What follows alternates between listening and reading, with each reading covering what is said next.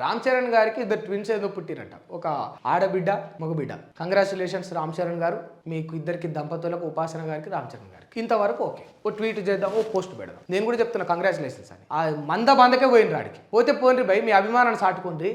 కానీ ఒక యువకుడిని లాకప్ డెత్ చేసిండు పోలీసులు, కొట్టి చంపిండు. ఆడికి ఎక్కడన్నా పోయిండా?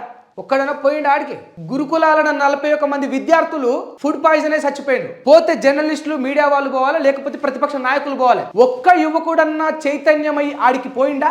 మైకులు పట్టుకొని మేము పోయి అడగాలి, లేకపోతే రాజకీయంగా ఇంకేదైనా ప్రశ్నించడానికి ప్రతిపక్షాలు పోవాలి. మీలో ఒక్క యువకుడన్నా వచ్చిండా? లేదు.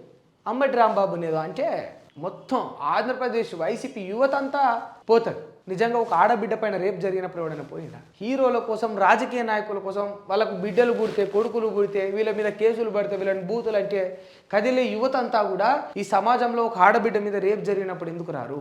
ఫుడ్ పాయిజన్ అయ్యి గురుకులాలలో ఒక పసిబిడ్డ చనిపోతే ఎందుకు రారు? ఒక యువకుని పోలీసులు కొట్టి స్టేషన్లోనే చంపితే ఎందుకు రారు?